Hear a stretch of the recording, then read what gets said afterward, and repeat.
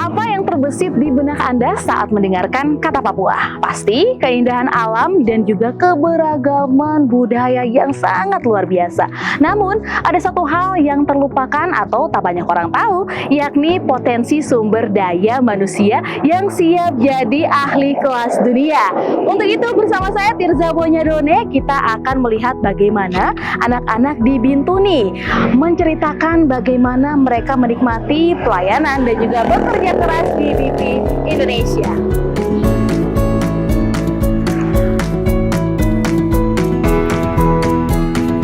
Selamat datang di Kabupaten Teluk Bintuni, Papua Barat. Dengan total populasi sebanyak 84.777 jiwa dengan luas wilayah sekitar 18.637 km persegi. Dan Bintuni merupakan kabupaten terluas di Papua Barat. Sedangkan jarak tempuh dari ibu kota Provinsi Papua Barat yakni Manokwari ke Bintuni memakan waktu sekitar 7 hingga 8 jam perjalanan karena masih menggunakan jalur darat. Teluk Bintuni juga dikenal sebagai satu daerah produk domestik regional bruto per kapital tertinggi di Indonesia dan menjadi rumah bagi proyek tangguh LNG yang dioperasikan oleh BP. Berbicara tentang BP, kita kenalan sedikit sama perusahaan yang satu ini. BP adalah anak perusahaan dari perusahaan energi global BP yang beroperasi di Indonesia, terutama mengelola mega proyek gas alam cair LNG Tangguh di Teluk Bintuni, Papua Barat, yang merupakan produsen gas terbesar di Indonesia. Sementara Tangguh Social Development Program merujuk pada program pembangunan masyarakat dan pembangunan berkelanjutan dari BP di wilayah tersebut yang berfokus pada pendidikan, kesehatan, pengembangan kewirausahaan, dan penyerapan tenaga kerja lokal Papua untuk memberikan dampak sosial ekonomi positif bagi masyarakat orang asli Papua. Untuk itu, kami ingin mengajak Anda mendengarkan perjalanan teknisi muda Papua di BP Indonesia selengkapnya.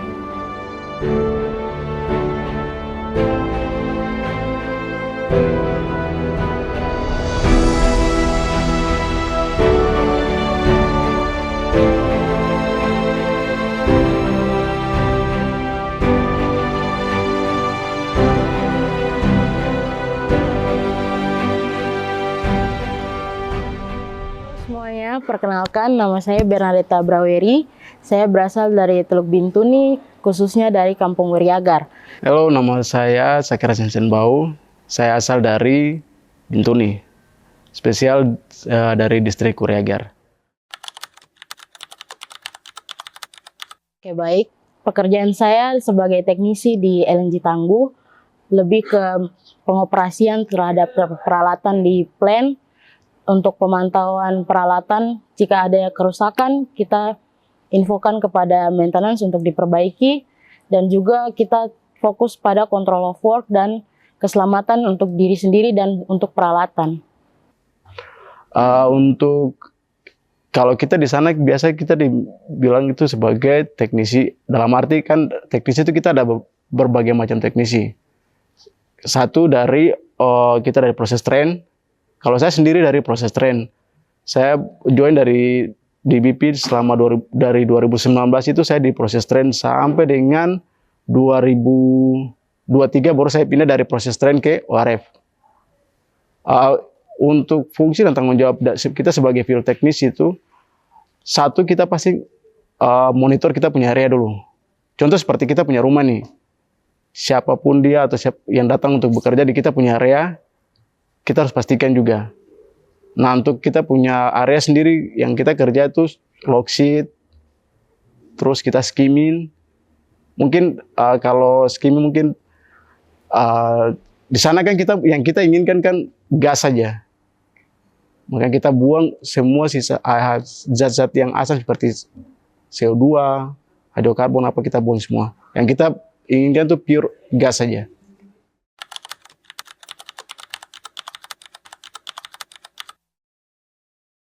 Sebelum bekerja di BP Tangguh, saya sebelumnya lulusan SMK Migas Cepu.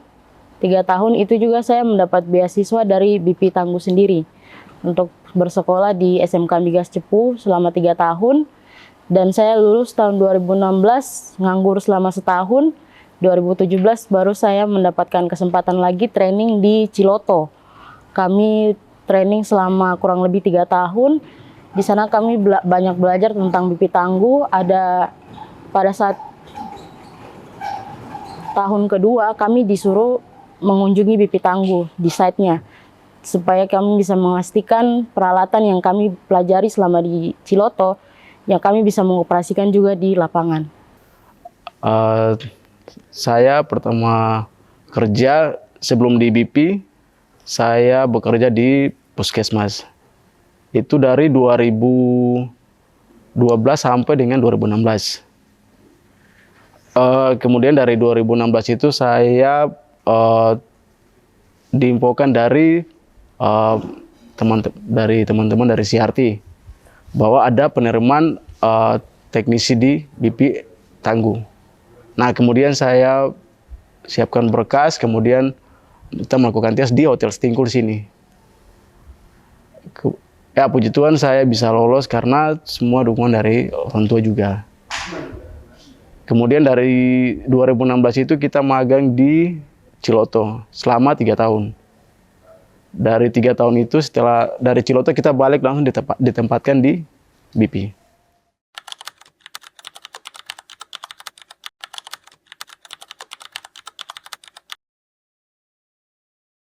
Salah satu yang paling menarik adalah yang pertama saya dengar di BP Tangguh diperbolehkan perempuan bekerja. Di mana di saat saya tahu bahwa di site itu kita bekerja di ketinggian dengan skala yang hanya untuk khusus laki-laki, tapi kami diberikan kesempatan sebagai perempuan untuk bekerja. Itu adalah suatu kebanggaan untuk diri saya sendiri untuk bisa bekerja, sebagai tantangan juga kalau kita perempuan bisa gitu. Oke, kenapa saya memilih untuk bekerja di Tangguh? Yang pertama mungkin saya merasa diri bahwa saya itu anak artinya daerah-daerah terdampak ya. Khusus saya dari Uriagar. Contoh mungkin saya jadi ada satu field teknis yang saya jadikan role model. Dia itu meyakinkan saya bahwa kerja di sini tuh kayak apalagi kalian betul-betul putra daerah asli Bintuni. Makanya saya tertarik. Kemudian ada satu hal yang mungkin saya pengen sekali kerja di BP.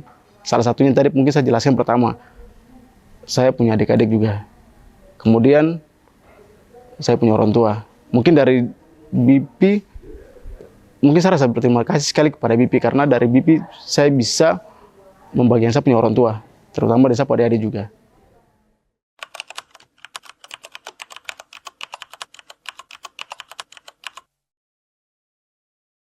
Sebelumnya kami mendapatkan informasi dari keluarga yang sudah dapat bekerja di BP Tangguh.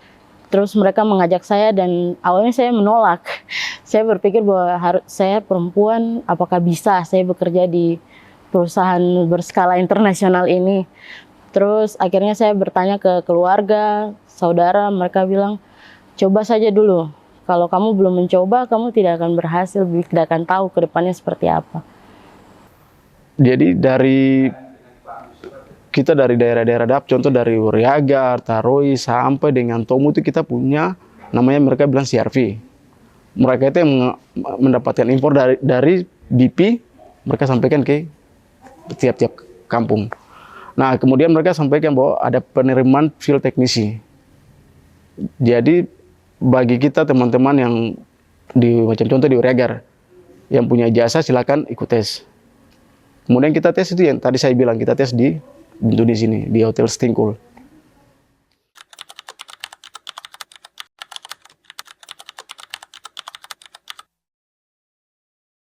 Tantangan paling utama itu izin ke keluarga. Terutama kalau mama sama bapak sangat support. Tapi kalau untuk nenek saya, beliau mengatakan bahwa itu pekerjaan yang sangat berat. Kamu akan sangat susah di sana, pokoknya menurut nenek saya begitu. Karena beberapa keluarga sudah bekerja di BP Tangguh dan mereka menceritakan ceritanya. Dan saya beralasan kepada nenek saya, percaya saja dulu. siapa tahu kedepannya saya bisa membantu ekonomi keluarga dengan bekerja di BP Tangguh. Satu hal yang mungkin yang saya ragukan itu karena saya mungkin bahasa Inggrisnya kurang. Jangan berbicara berapa kata, mungkin satu kata saya belum bisa. Makanya saya rasa bahwa saya tidak bisa untuk kerja di BP. Tapi puji Tuhan saya bisa kerja di BP Tangguh karena saya percaya diri gitu. Dengan mengikuti tes yang tadi. Mungkin tantangan berat dari saya itu saja, bahasa Inggris.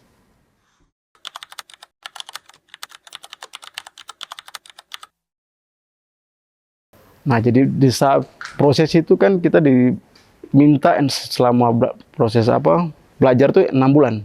Kita diminta untuk harus memenuhi syarat. Nah, ada waktu pas 3 bulan, itu saya merasa bahwa saya lebih bagus saya pulang aja.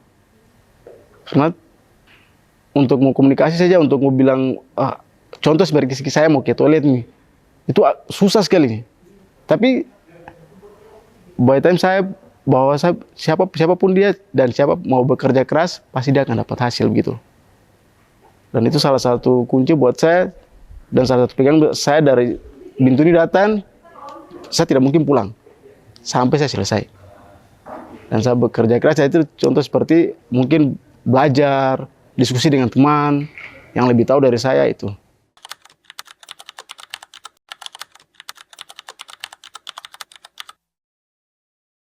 Pengalaman pertama saya itu kami harus bangun pagi sekali. Dan saya di rumah itu kalau bangun sudah agak siang, tapi kita harus dituntut untuk on time. Kita berangkat 5.30, pulang jam 5.30 atau sampai jam 6 sore. Itu tantangan terberat saya. Dan juga salah satunya ada lagi kita biasanya melakukan shift malam. Yang mana kita perempuan tahu-taunya itu harus tidur yang cukup, tapi kita harus tetap night shift juga. Itu tantangan yang paling terberat menurut saya.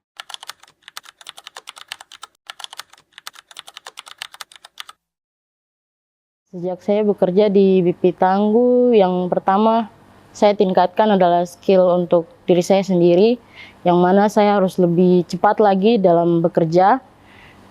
Terus yang kedua itu untuk skill berbahasa Inggris.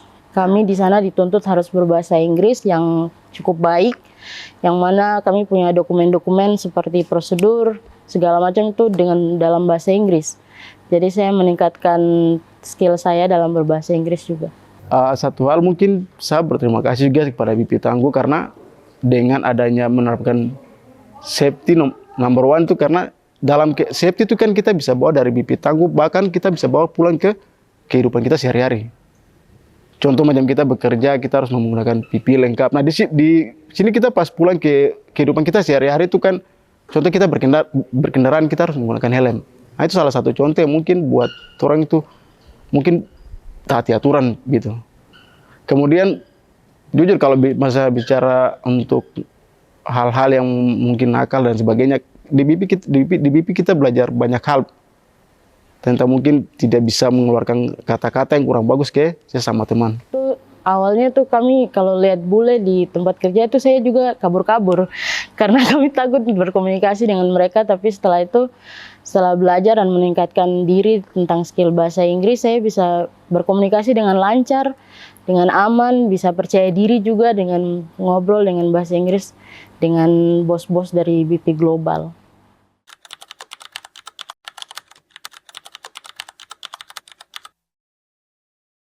Pengalaman momen bekerjanya yang paling berkesan adalah pas kami mengalami COVID. Itu paling berkesan sekali menurut saya karena yang harusnya kami rotanya 3-3 atau 3 minggu kerja, 3 minggu libur, itu saya pernah sampai 6 minggu di Tangguh site itu. Itu paling berat menurut saya karena sudah capek dan harus pakai masker untuk bekerja. Dan kami dituntut harus bekerja dengan masker itu. Itu menurut saya paling berat. Kalau saya di BP sudah mungkin nanti tahun depan bulan April berpas 7 tahun. Mungkin momen yang terkesan buat yang saya alami itu waktu mungkin kita di BP itu kan kita ada namanya pada saat TAR. TAR itu kita matikan satu plan. untuk kita perbaiki, mungkin dari peralatan yang rusak kita ganti. Nah, itu kita banyak berinteraksi dengan teman-teman dari Jawa. Kenapa saya bilang sangat terkesan? Karena dengan kita berbagi pengalaman dengan mereka, kita banyak tahu hal. Itu mungkin menurut saya lebih kesan dari saya.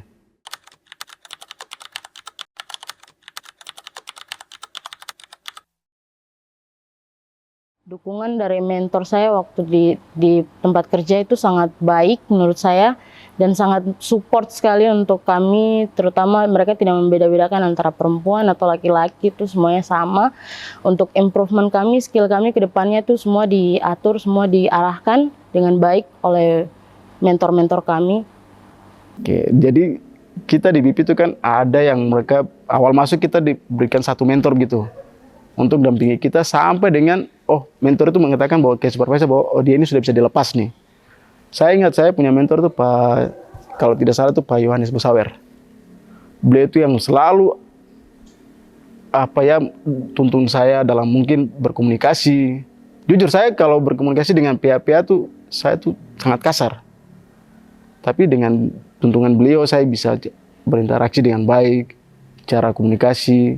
Terus saya banyak belajar juga di beliau karena yang seperti saya tadi bilang, BIP itu menerapkan safety itu number one, saya setuju. Karena beliau juga salah satu leader yang baik juga.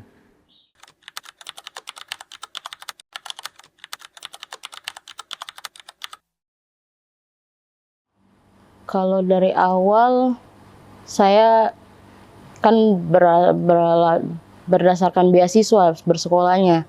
Terus setelah itu saya bisa bekerja di BIP Tangguh, saya bisa membantu keluarga saya, adik saya untuk berkuliah sampai dengan lulus wisuda.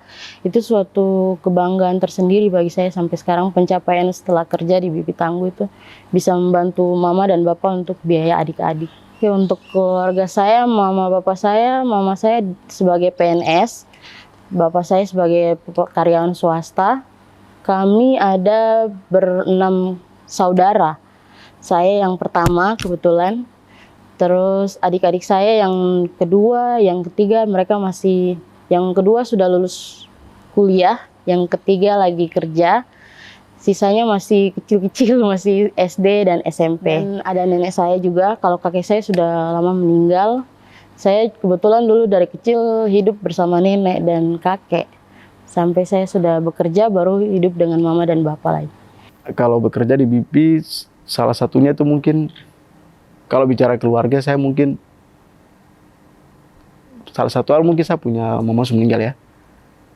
Jadi mungkin saya sekarang bagaimana caranya saya bisa bagikan saya punya bapak.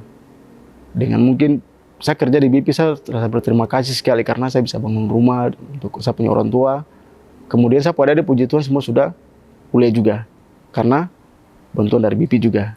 Kemudian dari BIP juga kita diberikan seperti rumah begitu. Dan puji Tuhan rumah itu juga ditempati oleh saya punya bapak. Seketika dari mereka dari kampung naik, mereka bisa tempati di Bintuni sini.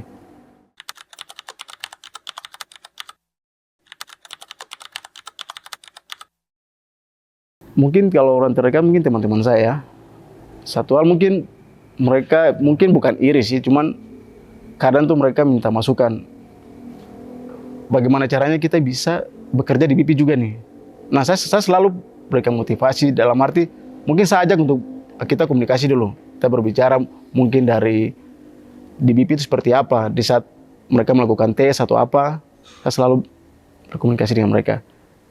Tapi puji Tuhan mereka bangga juga kalau pada saat saya kerja di BIP, mereka bangga karena dari antara kita semua yang mungkin di sana mungkin salah satu yang mungkin ya sisa punya berkat gitu, saya diterima untuk kerja di BIP. Respon yang paling banyak mereka bilang adalah mereka bangga.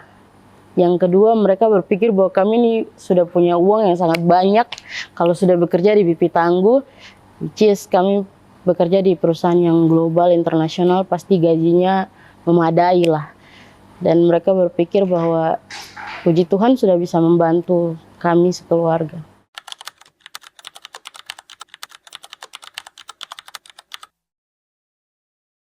Kalau menurut saya, jika teman-teman di kampung yang masih tinggal di dalam kampung, kalau mendapatkan kesempatan untuk bekerja seperti saya sangat berharap teman-teman ambil. Teman-teman terima dan teman-teman coba untuk jalani. Jangan merasa bahwa kalian tidak bisa. Tapi kalau kalian belum mencoba, kalian tidak akan pernah bisa. Jadi saya banyak berbicara tentang teman-teman yang di kampung juga. Karena kadang mereka bilang kesempatan itu datang sekali. Tapi kenapa saya bilang kesempatan tidak datang sekali, karena itu anak-anak Papua itu kadang berpikir bahwa kita tidak mampu gitu. Tapi tidak ada orang yang bodoh begitu. Toh kita bisa bandingkan kita dengan teman-teman di Jawa. Mereka makan nasi yang sama, kita juga sama. Tapi apa kita mau berusaha keras? Tidak. Tapi kalau kita tidak berusaha keras, berarti kita tidak bisa. Tapi kalau kita berusaha keras, percaya diri, kita pasti bisa. Bahkan kita anak-anak Papua mampu untuk bersaing dengan teman-teman di luar. Jangan di Jawa, mungkin di luar Indonesia pun kita bisa. Asalkan kita mau berusaha keras saja.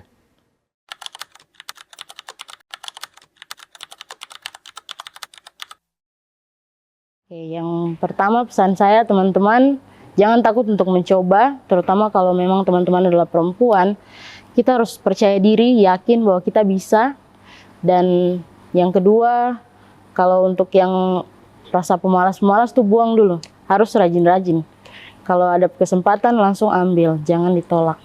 Pesan saya mungkin bagi teman-teman yang di Bintuni sini, kemudian teman-teman yang di Uriagar, Taroi, Tomu.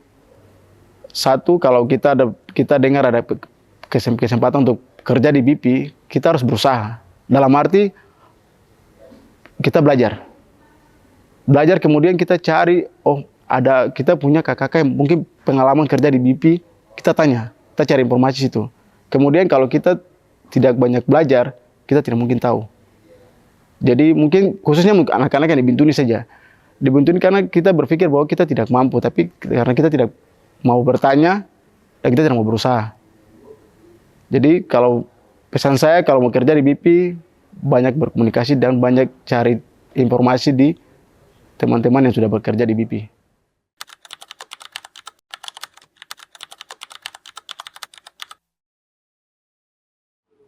Kalau nasihat untuk diri saya sendiri yang dulu harus lebih percaya diri lagi, karena dulu saya sangat pemalu dan tidak bisa ngomong di depan umum. Tapi sekarang saya sudah percaya diri dan juga harus lebih cepat lagi, lebih gesit, karena dulu menurut saya lambat. Terus yang terakhir, lebih banyak tersenyum, karena muka saya ini kadang-kadang tidak bisa tersenyum. Kalau bicara bagi diri saya sendiri, mungkin yang dulu saya minta terima kasih. Karena dari proses itu saya bisa melangkah sampai saya di sini. Karena saya tidak pernah mudah menyerah, karena mungkin saya kerja, saya punya ini penghasilan sekian, tapi saya selalu bersyukur. Dan saya minta terima kasih juga untuk yang mungkin sudah lewat lah. Sampai sekarang saya di sini.